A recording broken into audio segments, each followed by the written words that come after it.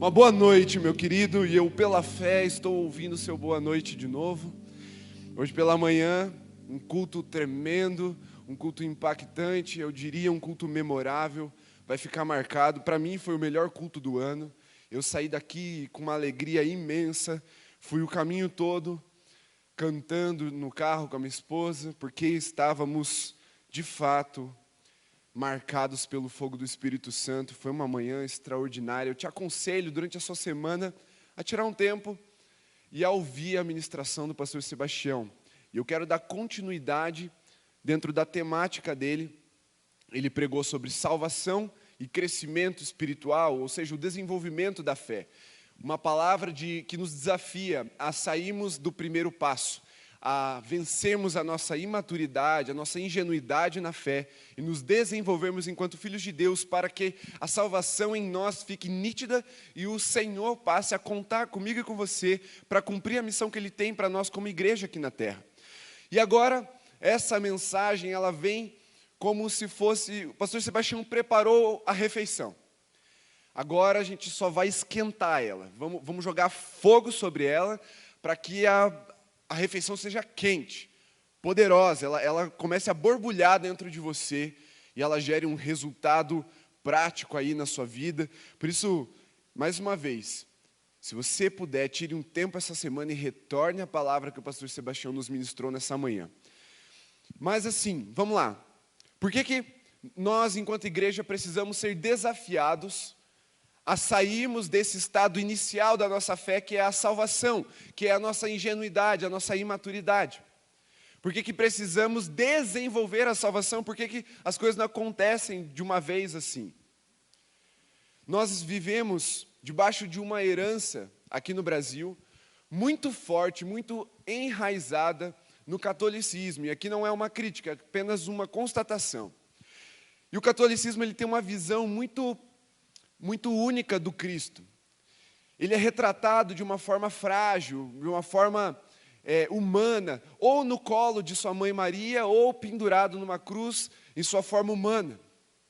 E por isso, o cristão brasileiro ele tem uma dificuldade de se emancipar, porque quando ele se converte a Cristo, quando ele reconhece Cristo como seu Salvador, ele se identifica com essa imagem frágil, essa imagem humana, limitada, do Cristo na visão católica. Mas a Escritura, a Bíblia, a Palavra de Deus nos apresenta uma versão soberana do Cristo, uma versão glorificada do nosso Senhor, uma versão que nos inspira a sermos corajosos, a vencermos esse medo, a não esperarmos que alguém nos pegue no colo e nos leve para os lugares no seu colo. Porque uma coisa eu tenho certeza, eu revisei os evangelhos algumas vezes procurando isso. Jesus não pega ninguém no colo. Eu sei que é uma fala muito constante na nossa prática assim, de fé, porque a gente gosta de ser acolhido pelo Senhor e o Senhor nos acolhe com a sua mão de poder, Ele nos acolhe com a sua presença gloriosa, mas Jesus não pega no colo. O único momento nos evangelhos que a gente vê alguém sendo carregado é quando o paralítico é levado pelos seus amigos, e aí eles abrem um buraco no telhado, descem ele diante de Jesus, e o que Jesus fala quando essa pessoa chega diante dele? Levanta e anda, pega o teu leito e vai para casa.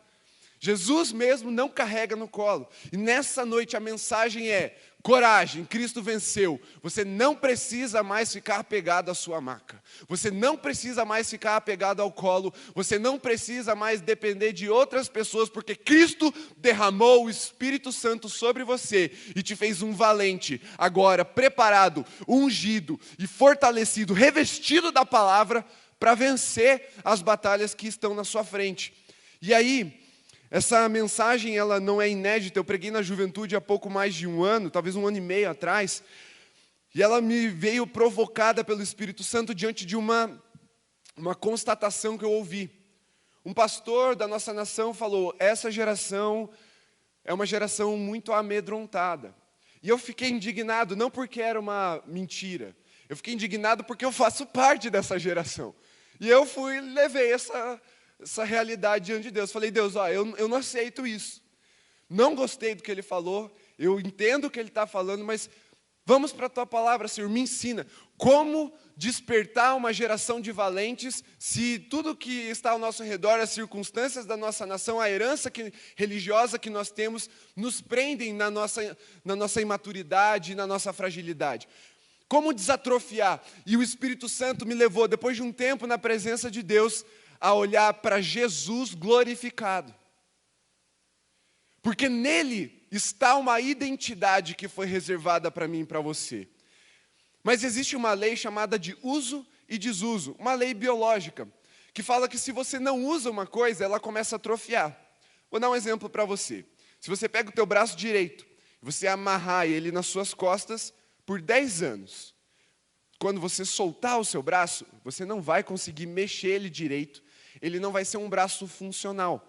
As habilidades, se você é destro, que você tinha de escrever, de manusear ali o mouse, de trocar a marcha do carro, de fazer as coisas com a mão direita, você vai perder, porque você deixou de usar o seu braço, e ele atrofia.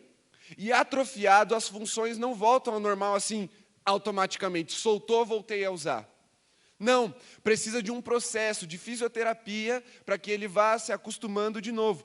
E o que o Espírito Santo falou muito forte ao meu coração é: a igreja precisa olhar para Cristo e fazer uso da identidade que ela tem no Cristo soberano. Porque se somos a igreja, somos o corpo de um Cristo vencedor. Portanto, somos vencedores com Ele. E as batalhas não podem mais nos parar. Os nossos gigantes já não são tão gigantes. Porque quando olhamos para Jesus, o trono dele está acima de todo trono. E o nome dele está sobre todo nome. Portanto, vamos de carona nessa identidade. Mas precisa fazer uso. A mesma coisa, os órgãos. Isso estou falando de um braço, mas de um membro, mas os nossos órgãos, as coisas internas também. E a identidade, ela é interna. Primeiro ela é interna e depois ela vem à tona. E se você, por exemplo, parar de comer por um tempo, se você ficar de recuperação, por exemplo, de uma cirurgia, e você não pode comer alimento sólido, você fica lá dias, semanas, às vezes meses, com o soro ou comida líquida. Quando você está liberado para comer, se você comer uma pizza gordurosa, meu irmão, o teu estômago vai dar ruim. Vai dar aquele revertério. Ele não está mais acostumado a digerir aquele tipo de comida. Então não adianta a gente pegar e falar assim, Jesus é vencedor, então agora eu vou sair vencendo tudo, porque não, existe uma identidade que precisa ser resgatada primeiro. A gente precisa ser treinado na palavra de Deus para daí sim as vitórias começarem a acontecer. Porque um atleta, quando ele vai praticar o seu esporte numa competição de alto nível, ele não chega lá de paraquedas. Ele tem todo um desenvolvimento, todo um treinamento, uma série de não é derrotas, mas de treinos frustrados, que ele não consegue atingir o objetivo. Mas depois de uma série de tentativas, ele consegue. Aí ele fala, agora eu estou pronto. E o que isso nos ensina em relação à identidade que Cristo tem para mim e para você? É porque quando nós nos convertemos, os inimigos vieram com força para cima de nós. Por que isso acontece? Antes estávamos mortos. Morto não sente, morto não batalha, morto não tem propósito, morto está perdido. Agora, vivos em Cristo Jesus, temos uma missão, temos um propósito glorioso para fazermos parte, que é um propósito eterno. Então agora o inimigo se levanta assim contra mim e contra você. É por isso que crente tem dificuldade, tem batalha, tem luta. Porque o inimigo não vai contra aqueles que estão mortos, ele vai contra aqueles que estão vivos. E agora, vivos, convertidos, o inimigo se apresentou para nós e nós começamos a perder algumas batalhas no começo. Você sabe, recém-convertido, a sua paixão, o seu amor por Jesus era verdadeiro. Mas você caiu de novo. Em alguns momentos você tentou e não conseguiu.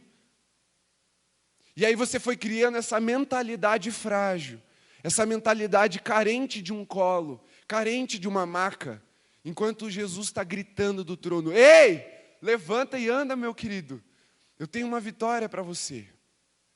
Mas é necessário o quê? Um revestimento da palavra, uma identidade ser resgatada. E a palavra de Deus, do início ao fim, ela está repleta de exemplos inspiradores, e a gente vai resgatar dois nessa noite para a gente entender. Eu vou dar assim o início, e você vai buscar diariamente na palavra essa inspiração. Porque, meu querido, um Deus que tem Gênesis 1 no currículo e Apocalipse no currículo, a gente não precisa mais temer. A gente não precisa mais temer. Quando eu olho para um Deus que criou todas as coisas e que tem a história, o domínio, os reinos, um trono em suas mãos, eu não tenho mais medo. Eu sou inspirado a uma coragem valente. E agora, ao olhar para esse Deus, a crer nesse Deus, a depositar minha fé nesse Deus, eu pergunto, Senhor, onde é que estão os inimigos? Porque eu quero ir lá batalhar junto com o Senhor. O Senhor tem uma missão para mim? Me leva junto. E essa identidade vai ser resgatada, ela vai ser desatrofiada em nome de Jesus na igreja. E Deus já tem feito isso. Por isso que, quando o pastor Sebastião ministrava essa manhã, meu espírito ia se incendiando ali. Porque havia uma harmonia entre as palavras. E eu vi, o Espírito Santo cuidou de que a igreja fosse despertada para um tempo de vitória. Mas só vence quem luta. E só luta quem está revestido. Então, se prepara, meu querido, porque vamos entender por que temos medo e por que nós não precisamos mais ter medo. Lucas 24, abre lá sua Bíblia. Nós vamos ler a partir do versículo 36. A minha versão é NA, você pode acompanhar pela sua. Está escrito assim. Falavam eles ainda essas coisas quando Jesus apareceu no meio deles e lhes disse que a paz esteja com vocês. Eles, porém, ficaram assustados e com medo, pensando que estavam vendo um espírito. Mas ele lhes disse, por que vocês estão assustados? E por que surgem dúvidas no coração de vocês? Vejam, olha, as minhas mãos e os meus pés, que sou eu mesmo, não toquem em mim e vejam, é verdade. Porque um espírito não tem carne nem ossos, como vocês estão vendo que eu tenho. Paramos por aqui. Jesus, então, nesse versículo pergunta, versículo 38, por que vocês estão com medo?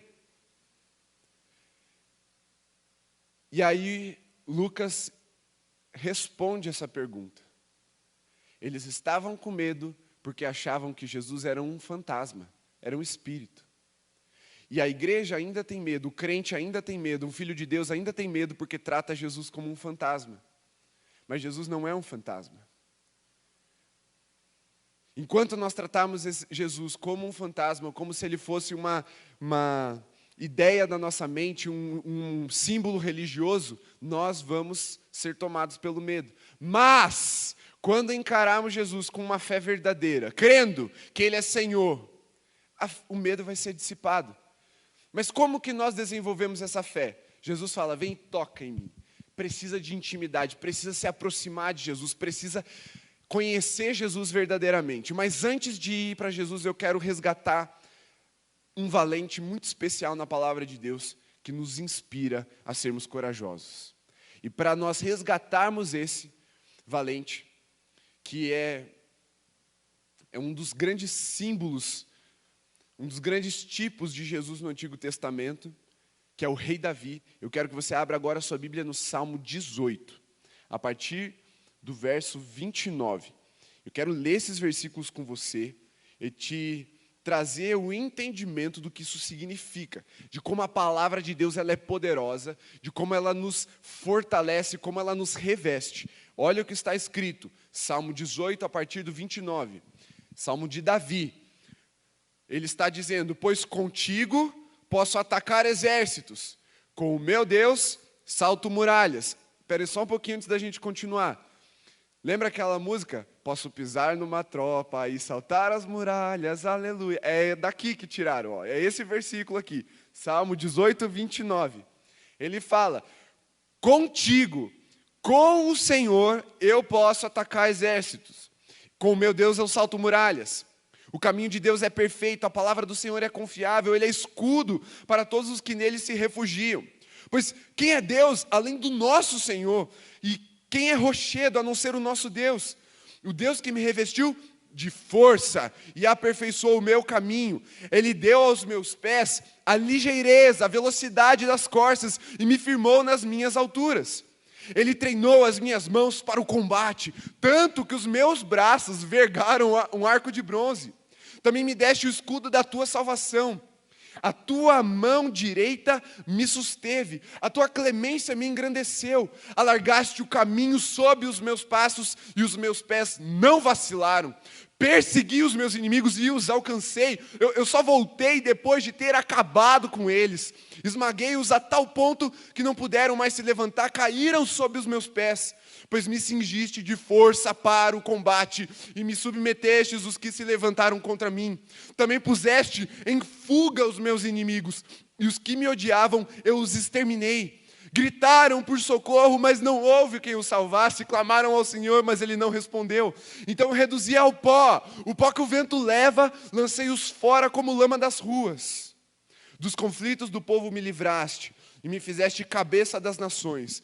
Um povo que eu não conhecia me serviu. E ele continua, mas a gente vai parar aqui agora. A coragem do valente. Davi. Aqui não era o Davi rei, aqui era o Davi guerreiro. Antes dele assumir o trono, essas conquistas ele estava narrando nesse salmo de adoração ao Senhor. Vamos lá, o que aconteceu? Vamos voltar lá no versículo 29 da música. Ele saltou muralhas. Pensa que Davi, ele era líder ali, capitão, chefe de um esquadrão. E ele atacava exércitos. Ele pisava em tropas. Tem uma passagem que narra que os valentes de Davi, eles eram tão corajosos, esse time que Davi andava era tão corajoso que quando um deles era cercado pelos inimigos, vinha um segundo e saltava para o meio desse cercado de inimigos e começava a lutar com todos os inimigos e salvava o cara que estava lá no meio. Então pensa que quando Davi e os seus soldados, eles viam um inimigo cercando alguém, eles corriam, pulavam no meio da briga e ganhavam de todo mundo que estava ao seu redor. E aí, esse mesmo verso diz que ele saltava muralhas. Davi invadiu várias cidades e existiam cidades muralhas. E as muralhas têm, no mínimo, 3 metros de altura. Mas, em média, 4, 5 metros de altura naquela época. Cidades com as muralhas mais baixas. Existiam, óbvio, Jericó, Jerusalém, que eram cidades com uma muralha muito mais alta, muito mais fortificada, mas a média ali era 4, 5 metros de altura. E Davi está falando que com Deus, quando ele era inspirado pelo Espírito Santo, quando ele era tomado pelo Espírito de Deus, ele não corria das muralhas, ele corria na direção. Agora imagina, meu irmão, você correndo na direção de um muro de 4 metros de altura. E o muro não diminui quando você vai na direção dele, o muro parece que só aumenta. Davi ia, e ele saltava uma muralha. Não é que ele pulava como se fosse um sapo. Ele pulava e agarrava e subia. Só que ele estava numa guerra, ele não fazia isso com todo mundo assistindo e apoiando ele. Tinham inimigos na muralha, esperando Davi. Davi saltava, com uma mão ele se segurava na muralha e com a outra ele batia com a lança, abrindo o caminho. E se eu estivesse no esquadrão de Davi, eu corria na rabeira, grudava no calcanhar dele e subia junto. Porque o que ele está dizendo, o que ele está ensinando? Com Deus, não importa o tamanho da muralha, não importa o tamanho do desafio, nós podemos saltar essas muralhas. Não importa o tamanho do exército inimigo, nós podemos pisar e atacar esses inimigos. Porque Deus é maior. Esses são só esses 2 primeiros feitos nesse versículo, mas vamos lá.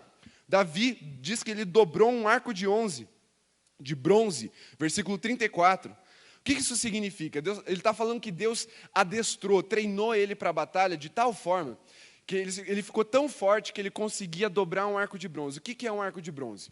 É uma a arma mais letal daquela época. Porque, diferente dos arcos de madeira, ele gerava uma envergadura e a potência da flecha era muito maior. Eram flechas que quebravam escudos e perfuravam armaduras. E ele está falando, Deus me deu tamanha força que até a arma mais potente eu conseguia dobrar.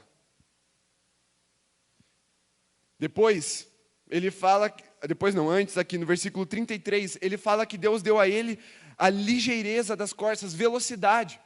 E aqui, sabe o que eu aprendo com Davi? Que não adianta nós apenas obedecermos a Deus de forma relutante. Obedecer tem que ser de forma ligeira. A gente tem 5 segundos para crer e obedecer na palavra de Deus, porque um guerreiro não fica vacilando, ele é rápido. Deus falou, vai, a gente vai. Deus falou, corre, a gente corre. Deus falou, faz assim, a gente faz. Porque não adianta a gente ficar vacilando, ai Senhor, será que eu vou? Não, é velocidade, é ligeireza. A igreja de Jesus precisa entender que com Deus ela pode corresponder com rapidez às expectativas que Deus tem para nós. Porque obediência tardia não é obediência. Você que é pai, mãe, e tem ainda um filho criança, quase adolescente, ele já está começando a fazer algumas tarefas de casa, e aí você agora passou a tarefa do seu filho lavar a louça. Aí a família terminou de almoçar, e você fala, filho, lava a louça. Aí o filho fala, já vou. Aí passa um tempo, e a louça ainda está lá na pia. Aí você fala, filho, lava a louça. Aí ele fala, já vou. Aí você passa mais um tempo, a louça está lá. Já anoiteceu, filho, lava a louça. Espera um pouco, pai, já vou.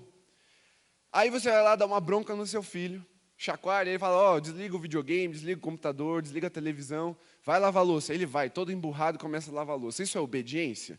Você sabe que não. Obediência é quando Deus fala vai, a gente vai. É quando Deus manda e nós dizemos eis-nos aqui. Por isso Davi está falando, Deus nos dá a ligeireza das costas, uma velocidade tamanha que ele perseguiu seus inimigos. Existe uma história lá nas crônicas que conta a vitória que Davi teve sobre os amalequitas. O que aconteceu? Ele estava numa campanha de guerra com seus valentes. Então eles deixaram na cidade as mulheres, os idosos, as crianças. E quando eles estavam voltando de uma campanha, 3 dias de viagem, voltando para a cidade, quando eles chegam lá, o que aconteceu? A cidade estava em prantos. Por quê? Vieram os amalequitas, capturaram suas mulheres e foram embora. E aí os homens começam a chorar, a reclamar, e aí Davi, sem muito saber o que fazer, ele clama ao Senhor e Deus fala, vai, pega eles. Pensa comigo, meu irmão. Ele tinha acabado de voltar de 3 dias de viagem depois de uma campanha de guerra. Ele chega em casa e o que aconteceu? Sequestraram a mulher dele e a mulher dos homens do batalhão dele. E Deus fala, vai. Porque não importam as nossas emoções, não importam as nossas estruturas, não importam os nossos limites. Quando Deus está conosco, nós podemos alcançar os nossos inimigos e os pisotear. E sabe o que aconteceu? Ele foi. E alguns não aguentaram, pararam. Davi falou assim, fica aqui, guarda as nossas bagagens, a gente já volta e eu vou trazer suas mulheres também. E ele foi com um número menor. Ele alcançou os amalequitas. Quando os amalequitas viram Davi chegando, o temor foi tão grande que não deu tempo nem deles matarem os prisioneiros. Eles saíram correndo.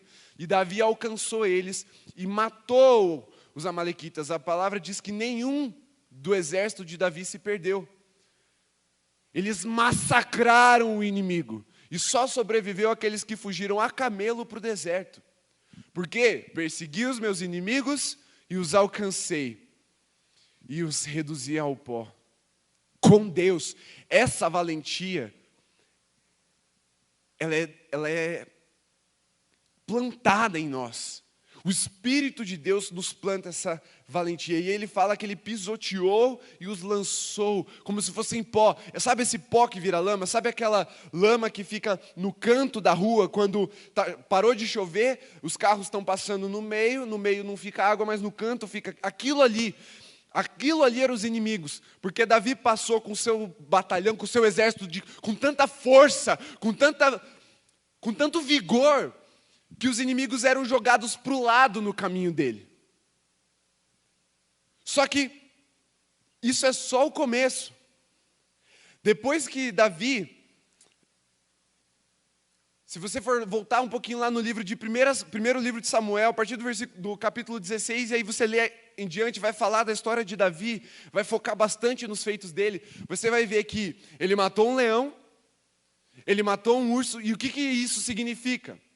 Não é que ele pegava o leão assim, de longe jogava uma flecha escondido na árvore. Não. A palavra de Deus diz que quando um leão abocanhava uma das ovelhas de seu pai, Davi jogava uma pedra, porque ele era fundeiro.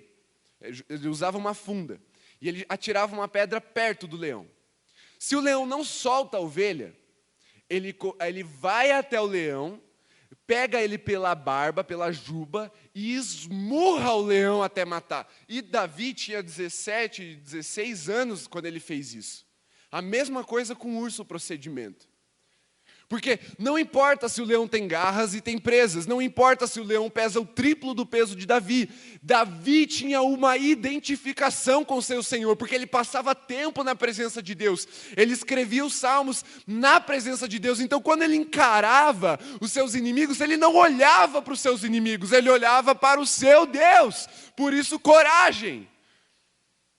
Por isso, os inimigos eram pó diante das atitudes de Davi. Só que aí vem um feito um pouco maior. Provavelmente o mais famoso de Davi. Não precisa nem ser crente para conhecer essa história. Davi matou o gigante Golias. Todo mundo acha que Davi era um azarão, né? Uma zebra. Que era óbvio que todas as chances estavam em Golias.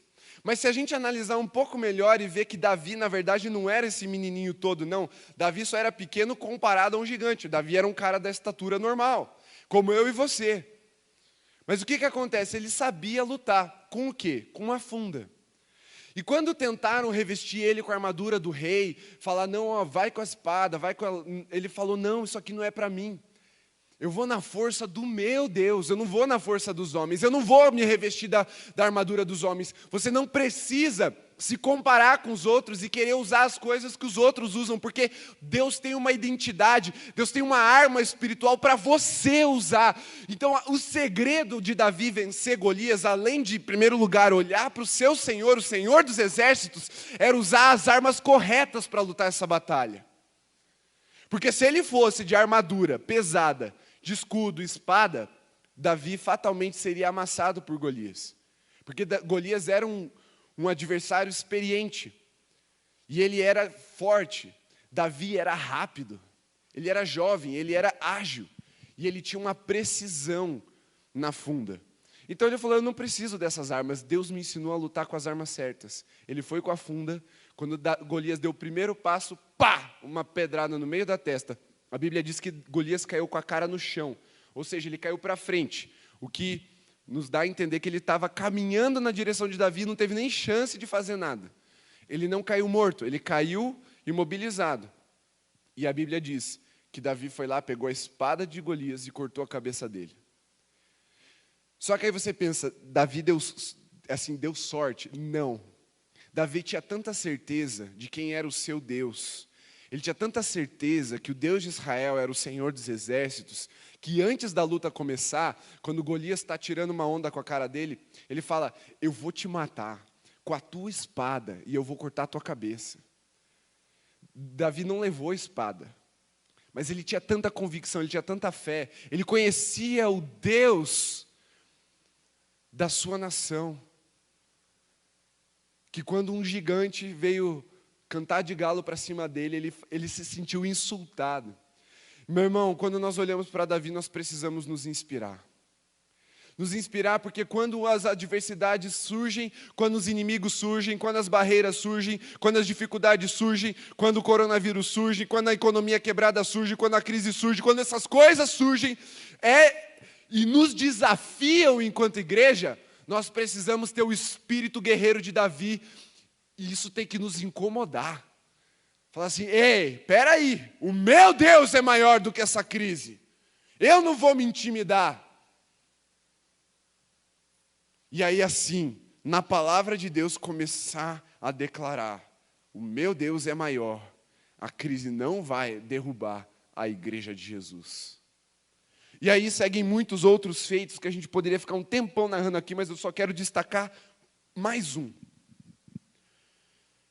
1 Crônicas 18, a partir do versículo 8.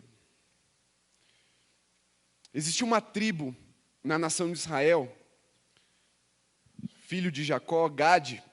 Ele, quando foi ungido lá em Gênesis 40 e poucos, pelo seu pai Jacó, ele recebeu uma profecia de guerra, que ele seria um valente, que os inimigos dele seriam derrotados.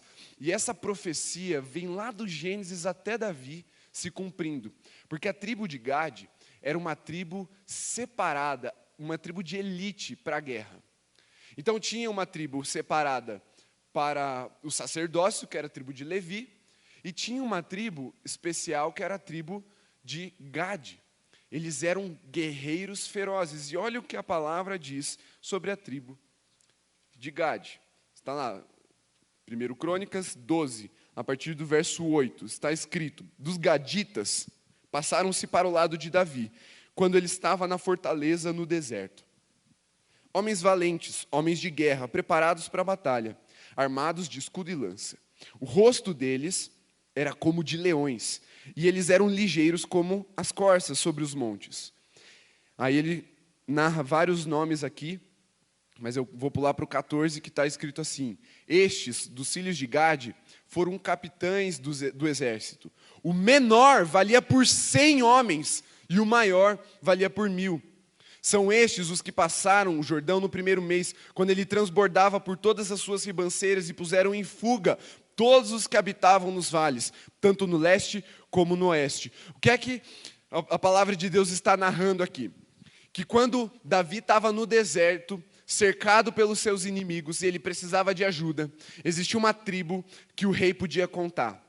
Era um tempo de cheia no Rio Jordão. Era difícil de atravessar. Muitas pessoas morriam afogadas quando faziam isso. Mas a tribo era tão valente que falou: não importa se o rio está cheio, vamos lá porque o rei precisa de nós. E eles atravessaram o Jordão, chegaram até Davi, e a palavra diz que eles expulsaram os inimigos.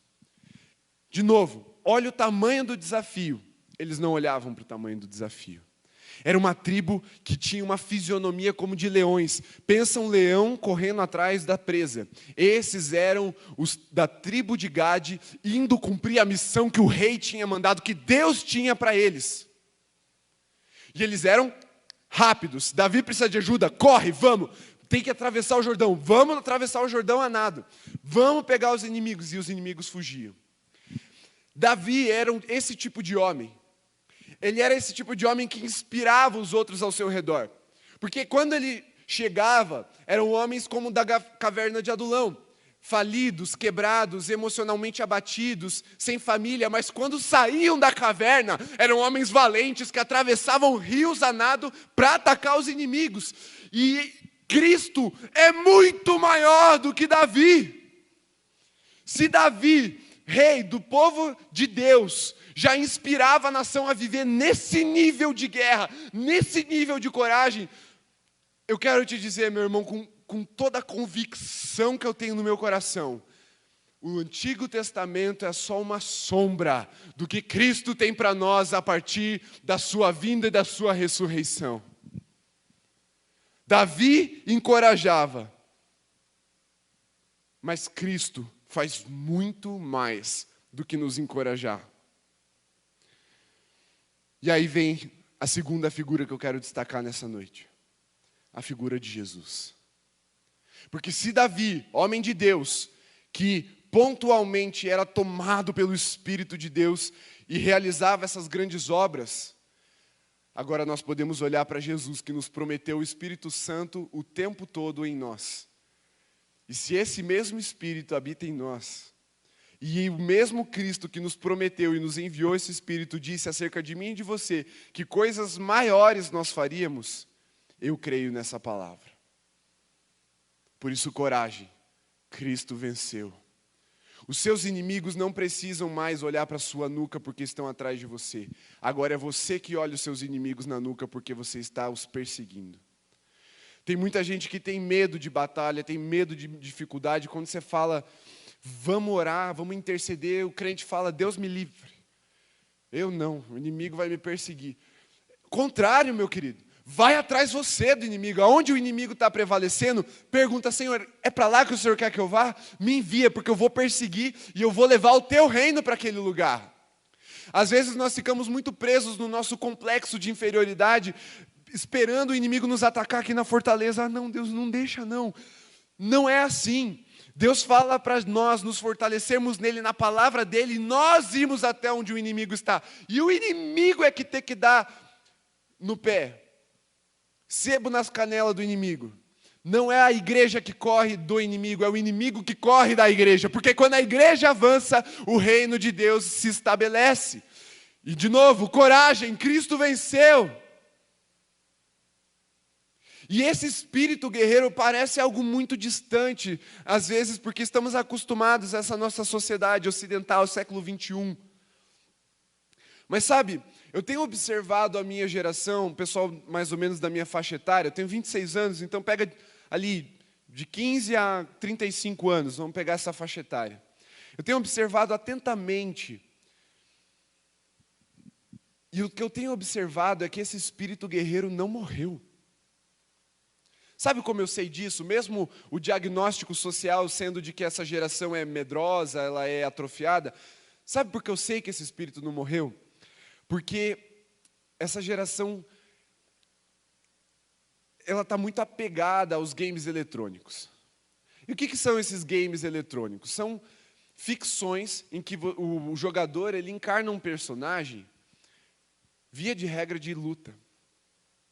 É um cara lá, aqueles jogos de RPG que os jovens ficam horas no mundo virtual, lutando contra dragões, contra inimigos, contra bichos, até demônios, com uma espada. E aí eu fico pensando, Senhor, por que isso ainda nos atrai se nós somos assim tão diferentes daquela sociedade? É porque esse espírito está atrofiado dentro de nós. Por isso que existem tantos jovens se apegando a essa realidade. Porque eles olham para a vida deles e eles se amedrontam, mas quando eles estão no game, eles enfrentam os inimigos. Eles põem lá na dificuldade mais difícil e eles vão para cima. Por quê? Porque lá não tem consequência. Lá você não sente dor. Morreu, começa de novo, não tem problema, não tem um custo. Agora na vida real, não. Na vida real tem suor, tem sangue, tem trabalho, tem disciplina, tem sacrifício. Mas a diferença é que uma vida sacrificial junto ao nosso Senhor é uma vida de significado. E vale a pena vencer essas batalhas na vida de verdade. Agora, esses jovens que são tão bons nos games online, nos games virtuais, quando saem do quarto, estão tão anêmicos, que às vezes têm dificuldade até para subir no ônibus. No game, ele é um bombadão, que pega uma espada e corta uma pedra numa batida só. Mas na vida real ele está atrofiado. Por isso que eu sei que esse espírito não morreu. Por isso que eu sei que a igreja de Jesus pode ser despertada para um tempo de vencer as batalhas. Porque o espírito ainda está lá dentro. Só precisa de um sopro, uma palavra vinda do céu para um despertar de avivamento nessa geração. E uma tomada de consciência. E aí, em vez de nós choramingarmos as nossas fraquezas, os nossos problemas, e nos refugiarmos nos jogos, nas séries, nos filmes, isso não é só para menino, as meninas ficam fantasiando também nas séries de televisão, passam horas da semana nisso e não lê a Bíblia. Mas quando o inimigo bate, aí fica frágil. Por quê? Porque está mais se alimentando das coisas do mundo do que da comida de Deus. E lembra que eu falei no início da lei do uso e desuso? Se nós não alimentarmos o nosso espírito, quando tivermos batalhas espirituais, nós perderemos. Por quê? Está atrofiado. Agora, à medida que alimentamos o nosso espírito, no jejum, na palavra, treinamos na oração, no quarto secreto, na intercessão. Quando o inimigo se levanta, ele levanta para cair, para glorificar o nome do Senhor. Porque não importa se é um, se é uma multidão de inimigos, Cristo venceu. E Ele derramou essa vitória sobre nós, essa igreja. Ele selou essa vitória na cruz. Ele mesmo disse, está consumado. Mas eu quero te convidar a olhar para o Cristo, não da cruz, o Cristo agora do Apocalipse. Apocalipse 1, versículo 12 em diante. Leia comigo. Olha o que está escrito acerca do nosso Senhor. João, o apóstolo João, o discípulo amado, o discípulo do amor, aquele que, no tempo em que Jesus ainda estava em carne na terra, deitava sua cabeça no seu peito e ouvia Jesus contar as histórias. Olha a intimidade que ele tinha com Jesus. Então, quando esse João, esse discípulo próximo de Jesus vê, ele tinha contato com Jesus humano, agora ele teve com a versão glorificada de Jesus, com a parte glorificada, cheia de poder. O que é que acontece com João? Está escrito. Versículo 12, voltei-me para ver quem falava comigo, e ao me voltar, vi 7 candelabros de ouro, e no meio dos candelabros um semelhante a um filho de homem, com vestes talares e cingido à altura do peito com um cinto de ouro. A cabeça e os cabelos dele eram brancos como a alva lã, como a neve. Os olhos eram como chama de fogo. Os seus pés eram semelhantes ao bronze polido, como que refinado numa fornalha. A voz era como de som de muitas águas. Na mão direita ele tinha 7 estrelas e da sua boca saía uma afiada espada de 2 gumes. O seu rosto brilhava como o sol na sua força. Ao vê-lo, caía aos seus pés como morto. Quando olharmos para Jesus, é isso que nós precisamos enxergar.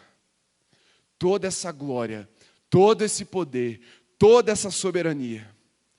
E aí sim, não vamos mais temer. Porque João ficou abismado com Jesus glorificado, ao ponto de cair como morto. E aí sabe o que Jesus fala? Não tenha medo, eu sou o primeiro e o último e aquele que vive. Eu estive morto, mas eis que estou vivo para todo sempre e tenho as chaves da morte e do inferno.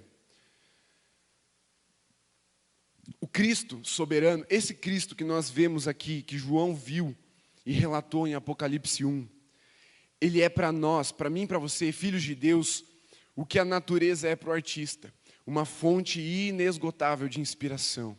Quando nós olhamos para esse Jesus, nós precisamos nos inspirar a essa coragem, porque ele tinha fogo nos olhos, e quando ele olha para nós, ele derrama sobre nós fogo nos olhos também.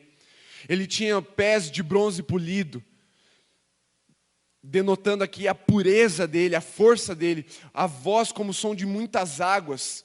Pensa, não sei se você já foi lá nas Cataratas do Iguaçu, aquele som ensurdecedor que preenche o ambiente, que se sobrepõe sobre todos os outros sons. A sua boca tinha uma espada afiada de 2 gumes, o rosto dele brilhava como o sol na sua força, no meio-dia.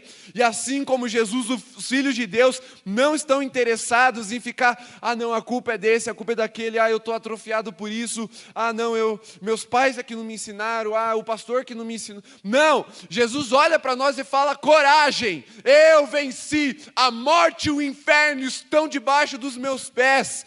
Ele está preocupado com a redenção, com a responsabilidade que Ele coloca sobre nós, não é culpa. Chega de olhar para trás, agora olhe para frente, olhe para o seu inimigo como se ele fosse poeira, como se ele fosse lama a ser jogado para a beirada do seu caminho, e você só vai se lembrar dele quando você for testemunhar e glorificar o nome do seu Senhor.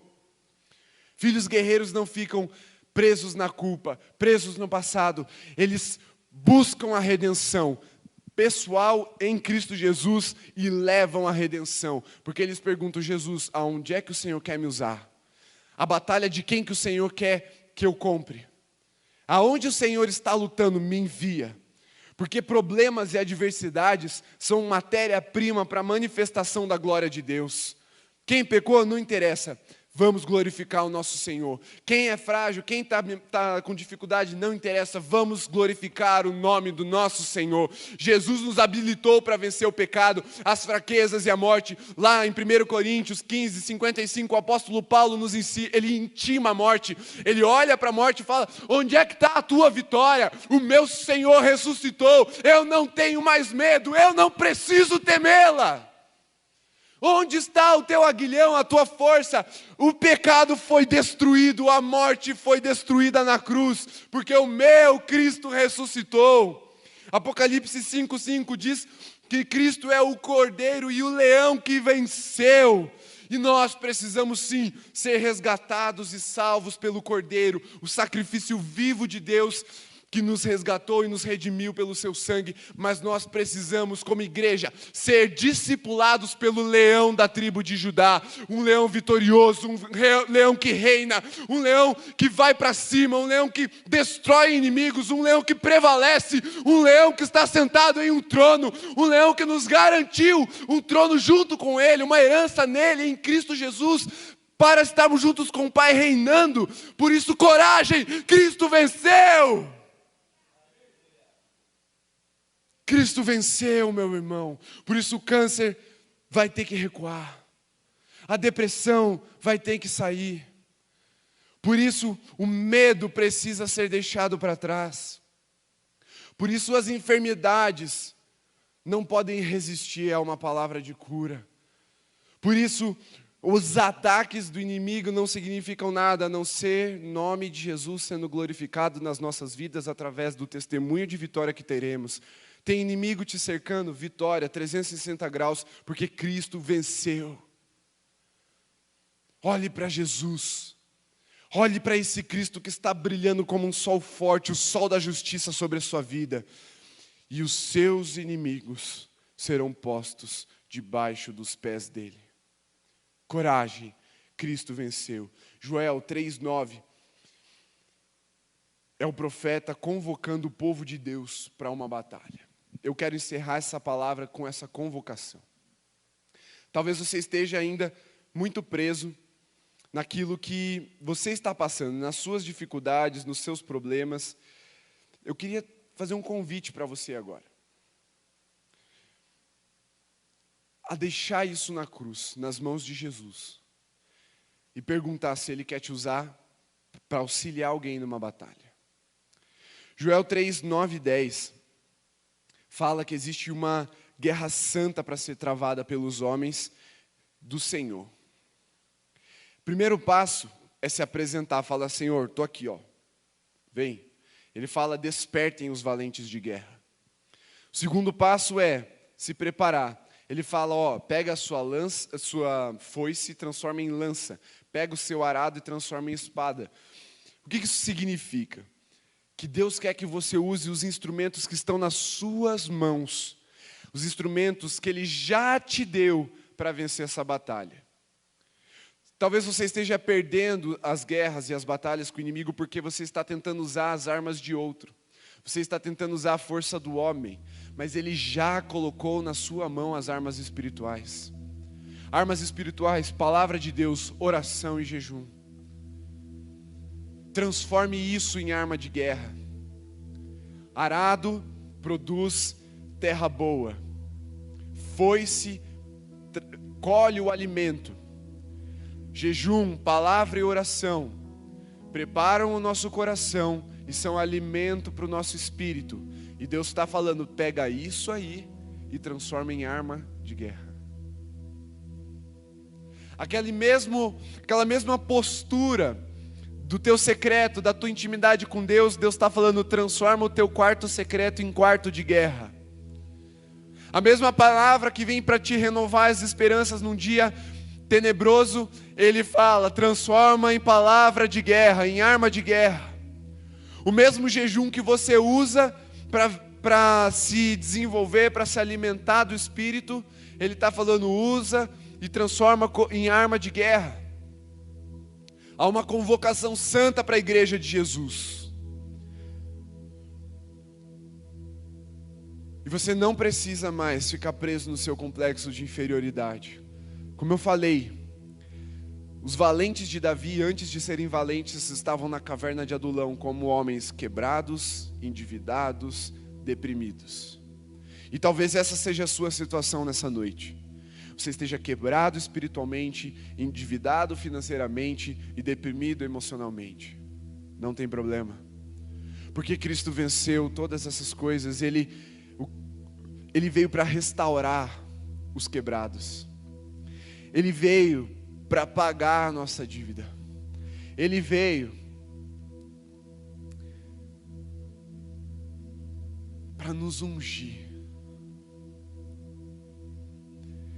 E se você se considera fraco, o profeta diz: diga ao fraco, eu sou forte. Essa convocação santa não é para quem já acha que é forte. Não é para quem é forte só. Até o fraco, o profeta fala: diga, eu sou forte. Por isso eu quero te convidar aí na sua casa agora. Diga, eu sou forte. Diga, eu sou forte, igreja. Porque Deus está te chamando para vencer batalhas. Mais do que parar os ataques inimigos, Deus está te chamando para perseguir inimigos, para alcançar inimigos e destruir inimigos. Os inimigos do Senhor não prevalecerão na nossa nação. Deus está nos revestindo, mas está chegando o tempo da igreja prevalecer em vitória, porque Cristo venceu. Diga ao fraco, eu sou forte. Se você está no seu leito de enfermidade, diga agora: eu sou forte, eu venço essa enfermidade, porque Cristo as venceu, levando-as para a cruz. Se você está acolhido, encolhido debaixo das cobertas, temendo o dia de amanhã, com medo da tua semana, meu irmão, diga: eu sou forte, e encare a sua semana como uma presa, que você vai perseguir e fazer a vontade do Senhor prevalecer. A segunda-feira não vai mais te intimidar. A segunda-feira vai ser apenas matéria-prima para que o nome de Jesus seja glorificado na sua vida. Os desafios que você tem lá com o teu chefe, no teu trabalho, não vão mais te intimidar. É tempo de você levar uma resposta do céu e se posicionar como um guerreiro valente do Senhor, que foi ungido para vencer. Porque Cristo venceu, portanto, coragem. Encare a sua semana como quem já tem certeza da vitória. Mas antes disso tudo, olhe para cima. Feche os seus olhos e olhe para cima. Olhe para o Cristo que tem fogo nos olhos e fala: Senhor, põe fogo nos meus olhos. Olhe para o Cristo que tem pés de bronze polido, por isso está firme numa santidade incorruptível. E peça: Senhor, faz-me santo, como o Senhor é santo. Olhe para o Cristo, ou ouça o Cristo que tem a voz como o som de muitas águas, e fala: Senhor, meus lábios te pertencem, eu sou voz profética, fala através de mim, e deixa a palavra de Deus fluir nesse ambiente onde você está agora. Em sua boca, uma espada afiada. Olhe para o Cristo que tem uma palavra afiada, cortante, como uma espada de 2 gumes, e fala: Senhor, me instrui nessa espada, porque eu quero usá-la para cortar até o discernimento alcançar o mundo espiritual. Olhe para o Cristo que brilha forte como um sol e ilumina, dissipando as densas trevas, sem fazer força. Como o pastor Sebastião nos ensinou essa manhã, a luz, ela não precisa provar nada. Ela não pergunta se ela pode entrar, ela se impõe, ela se posiciona, e as trevas se escondem. Quando você entra num quarto escuro e você acende a luz, aonde as trevas vão? Para debaixo dos objetos, para debaixo dos móveis. Se posicione como um vencedor. Eu quero orar. Uma oração bem simples. Portanto, tome uma posição agora no seu lar. Quero pedir que você se levante. Fique em pé, igreja, aí na sua casa mesmo. Eu vou orar com você e você vai colocar as mãos assim, como no ato de quem recebe. Mas não porque você está numa posição passiva, porque você está agora num alistamento. E Cristo conta com você para fazer a vontade do Pai nessa terra. Senhor Jesus, que o Teu Espírito Santo agora cubra a Tua igreja com uma unção de guerra, uma unção de valentia, uma unção de coragem, fazendo que o medo seja dissipado, seja lançado fora, que o Teu amor revista a Tua igreja ao ponto de que a fé e a convicção dos Teus filhos seja inabalável, que as tropas sejam pisadas, que as muralhas sejam saltadas, que eles sejam rápidos na obediência, ligeiros como a corça, que eles sejam fortes ao ponto de dobrar os arcos de bronze, que eles sejam convictos, com as chamas nos olhos, ao ponto de correr atrás dos inimigos, os perseguirem, os alcançarem, os pisotearem, como pó, porque essa é a identidade do nosso inimigo, é pó, porque estamos com o Cristo vencedor, o Cristo que tem pés como bronze polido. Que eles sejam a luz desse mundo, o sal dessa terra, que sobre eles resplandeça, Senhor, a Tua glória, e o mundo creia que há um Deus, há uma diferença entre aqueles que são corpo de Cristo e aqueles que ainda estão perdidos, mas que através deles haja resgate e salvação de muitos.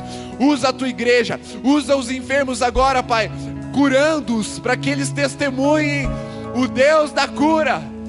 Usa os abatidos, que eles testemunhem o Deus da vida. Use os deprimidos, que eles testemunhem o Deus da coragem. Em nome de Jesus, uma igreja forte, vigorosa, valentes. Não como Davi, muito mais do que Davi, Senhor, como Cristo. Porque nos apegamos a Ele e à identidade que Ele nos dá. Essa é a nossa oração nessa noite, em nome de Jesus. Que o amor de Deus, nosso Pai, a graça desse Senhor Jesus que pregamos e anunciamos nessa noite, que o consolo e o poder do Espírito Santo seja sobre você, sua casa, sobre toda a igreja de Jesus espalhada por essa terra, reunida dos lares ou nos templos, assim hoje e para sempre. Amém. Nós nos despedimos com essa adoração, mas final de semana que vem tem mais. Sábado, 19 horas, você pode estar presente com a gente no culto de jovens. Domingo pela manhã, culto presencial. Domingo pela noite, nosso último culto online, porque faremos a ceia. Todas as instruções estarão nas mídias sociais da igreja e você vai poder participar com a gente. E a partir do segundo final de semana, voltamos na sexta, sábado, domingo pela manhã e domingo pela noite, porque a igreja de Jesus foi chamada para se reunir e existe algo especial, reservado apenas para o coletivo. Por isso não deixe de participar, vença o seu medo. Esse ambiente é seguro, você pode estar aqui adorando com tranquilidade e com a certeza de que Deus vai te cobrir de unção e você vai voltar para sua casa restaurado, fortalecido, curado, ungido, preparado para as batalhas. Eu creio assim e te espero no próximo final de semana. Deus abençoe, meu irmão. Amém.